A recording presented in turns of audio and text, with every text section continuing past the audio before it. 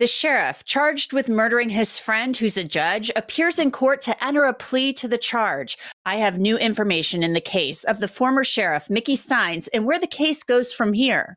Welcome to Crime Fix. I'm Angenette Levy.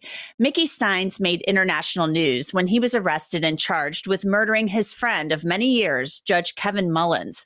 Now Stines has been indicted for murder of a public official, and he's entered a plea. I'll show you that hearing in just a bit. This case is not a whodunit, far from it. It's more of a why did he do it? And is the crime murder or something else? Stines shot and killed Judge Mullins on September 19th, and the crime was captured by security cameras. The case is absolutely unbelievable because Stines, the well-liked now former Letcher County sheriff, who's supposed to enforce the law, is accused of breaking it, committing the most serious crime you can in the Commonwealth of Kentucky. That day, Stines and Mullins went to lunch together. It was something that they had done together many, many times over the years. Stines and Mullins were longtime friends. At one time, Stines had worked as Mullins' bailiff. The lunch came up at a preliminary hearing in October. Are you aware of anything so far in your investigation that would tell us there was any issues at lunch between Judge Mullins and Sheriff Stines? No. Okay. But someone on behalf of the KSB has spoken to those witnesses? Yes, they've all been interviewed. And there was nothing unusual that had arisen during that luncheon? I was told that the judge made a statement to Mickey about, do we need to meet private in my chambers? That's all I was told. Do you know the context of what the conversation was before that they would need to discuss in chambers? I do not. The prosecution played the video of Stines shooting Mullins. And will you able to identify the parties we saw in that video? That was Sheriff Mickey Stines and Judge Kevin Mullins. And also, who had the firearm? Sheriff Stines. And then Judge was also in his black robe. Yes. Do you know what portion of the courthouse that is? That is the judge's chambers. And where's that located at, physically located? In the Letcher County Courthouse. Now, there was no audio of the video, so we don't know what was said before Stines fired. And have you had an opportunity to review the video I have. Of the prior incident? I have. And can you describe for us what happened immediately prior to the clip that we saw? Sheriff Stines uses his telephone to make some phone calls. He then borrows Judge Mullins' cell phone and appears to make a call on that. And that led to what you just saw. Okay. Mickey Stines was the sheriff of Letcher County, so he's not the type of person that you would think would be charged with the crime. I decided to look up Sheriff Stines on truthfinder.com to see what I would find out about him. Truthfinder is one of the largest public record search services out there. I put in Stines' name and he appeared, including the fact that he worked at the Letcher County Sheriff's Office. No surprise there. The murder charge he faces doesn't yet appear, but that's still pretty new, so it shouldn't take long for it to pop up. Truthfinder will also give you past and current addresses of the people you search, along with social media accounts, possible relatives, and phone numbers. And another great thing that I love, Truthfinder will show you the addresses of sex offenders who live near you. You should give it a try, and I have a great deal for you. You can get 50% off of confidential background reports. Just log on to www.truthfinder.com/LCCrimeFix and start accessing information about almost anyone. The call placed by Stines has been the topic of much conversation and speculation. I was told that Sheriff Stines had tried to call his daughter, and he had tried to call his daughter from the judge's phone also. So, have you obtained the phone records from Judge Mullins' phone? I don't have those in my possession yet, no. Okay. Have you issued a search warrant for them? Yes. Okay. And have officers confirmed that the sheriff's daughter's phone number was on Judge Mullins' phone? Yes, I believe so, yes. So that number had been called from Judge Mullins' phone? Yes. Is that correct? Yes. Now, there have been questions about whether the phone number of Sheriff Stines' daughter was actually saved in Judge Mullins' phone. A Kentucky State Police spokesperson told me recently that Stines' daughter's phone number was not stored in Judge Mullins' phone, so Mickey Stines actually had to dial that phone number. Also adding to the mystery, what Mickey Stines said to law enforcement when they took him into custody. He was mostly calm, I thought. I mean, I talked to him, but he didn't say nothing about why this had happened. But he was calm. He was kind of afraid that basically all he said was, treat me fair. That's basically the comments he made. Okay. Did he also make a statement about, I didn't see it in the citation here, but somewhere along the line I saw a statement being attributed to him about protecting his family? I wasn't present, but when he was taken into custody, I was told by one of the other officers that were there that he made the comment, they're trying to kidnap my wife and kid.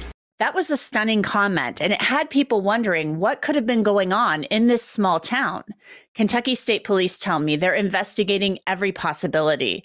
In the background of this case is a civil lawsuit. Sheriff Stines had been deposed in that suit days earlier. One of his former deputies, Ben Fields, was convicted of raping and sodomizing a former inmate named Sabrina Atkins in Judge Mullins' chambers, where there weren't any cameras present when it happened in 2021. Atkins' suit accuses Sheriff Stines of ignoring the behavior.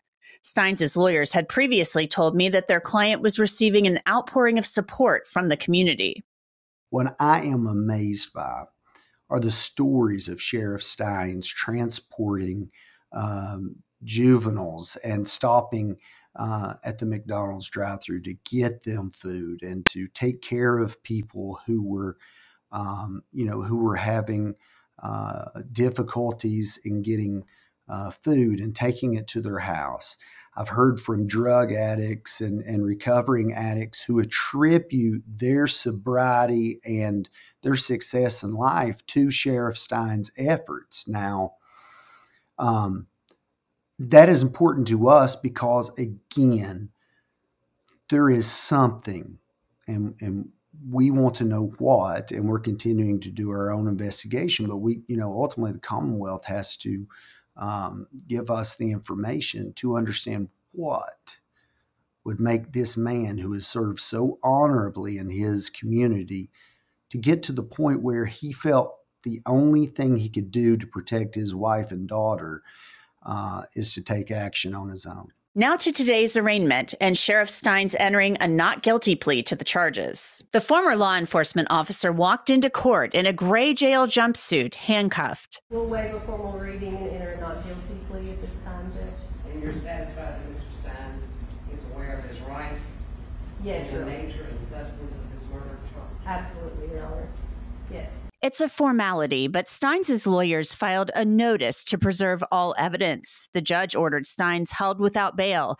After the brief hearing, Stines was led back to jail. Mickey Stines' lawyers say they're waiting on discovery to dig into the case and review the evidence, and venue could become an issue in this case. This happened in a small town. Attorney Jeremy Bartley also told me he thinks the federal civil lawsuit in which Stines was deposed before the shooting could provide some context about what happened, but it's more than could be explained in a soundbite. Bartley also said they've seen no evidence that there was an inappropriate relationship between Judge Mullins and Stines' daughter. I spoke with the Bartleys in October about the case. So many people are asking why. I mean, it's clearly on the videotape.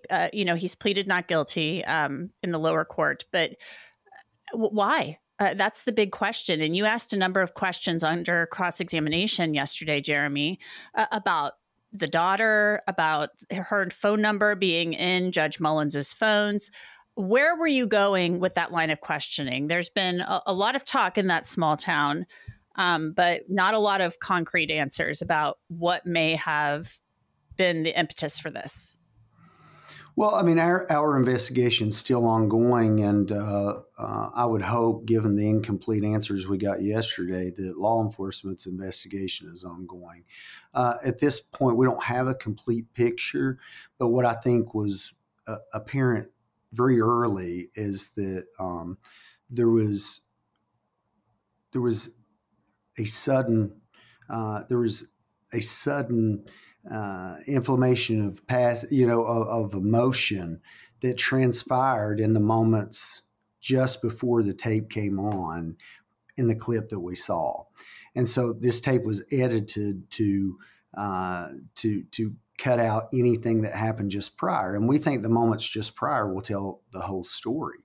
I don't know at this point what ultimately was on that phone. They're examining the phones, but we believe that based upon the statements that our client made just following arrest, as well as the indication that there was this exchange of phones or viewing of phones, that something in that moment made our client feel that there was no other choice than to do what he did. So it almost sounds like you think he snapped. I mean, this was a reaction. Well, yeah, and that would be textbook extreme emotional disturbance with the textbook example always of finding your significant other with someone else and in the moment. In the older case law, they referred to it the heat of passion. And that's pretty much the same line of reasoning that extreme emotional disturbance follows. There was discussion that he said something about protecting his wife and daughter, or he was concerned about his wife and daughter.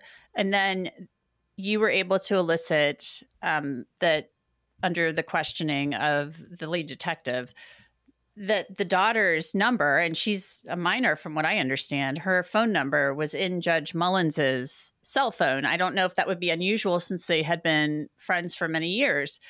Can you elaborate on that for us? What was going on with the daughter's phone number being in Judge Mullins's cell phone? No, candidly, I believe that the officer testified that he believed that our client made a call from the judge's phone. So whether or not there was a call separate from that or whether there were any other calls, I mean, we'll have to await the cell phone records to determine. But there was obviously, if in fact it is true that what the officer said, that the daughter's number was dialed during this period of time, and you take that in companion with the statement that our client felt like his wife and his daughter were in danger, then we think certainly there is something there that is going to support our contention that Mr. Stines felt as though he had to act. Now, what that looks like objectively is subject to more discovery and more investigation. Why were you asking about the apps on the phones and the different types of apps that can be used for communication? I mean, it seems to me you could draw an inference that Judge Mullins potentially may have been communicating with Sheriff Stines' wife or daughter. Do you know that to be true? I have no objective facts that would lead us there or that would anything other than, of course, there's plenty of speculation. And so I'm just asking the questions. At this point, I'm asking the questions and trying to determine, A, what the objective truth is, right? But if you look at that statute, the statute is in reference to what our client's subjective belief was at the time that he acted. And so you actually, everyone wants to know the objective why, but for us, we want to know the objective truth. But the important thing ultimately for the trial is what did our client believe? And so to answer your question more succinctly, I do not have any basis now to make any conclusion about the phone number or any interaction other than it appears that our client made the statement that he was concerned about the safety of his wife and daughter. Do we know, either Carrie or Jeremy, why Sheriff Stines decided to use Judge Mullins's phone instead of his own. We know you said that he did use his phone and then use the judge's phone. Yeah, that is another reason why the phones are going to be so important in this case. And until we have back the forensic review of the phones, all of the phones, and in fact, I think we learned that there was another phone that was seized or maybe turned over from an employee of the sheriff's that we were not aware of before we were going into the hearing yesterday. All of those phones are going to become critical. And at this point, we just don't know. The Bartleys say they're investigating everything, including whether the civil suit involving former Deputy Fields played a role. We have to ask the question, since the allegations involve the same chambers, the same location that this incident took place in. And, I'm still struck by how unusual it is that you have a live recording of a judge's chambers going on. Most of the time, if you have cameras in a judge's chambers, they are only on if you're having a hearing. And at that point, they're initiated by a court staff, and then they are turned off by a court staff, and they include audio.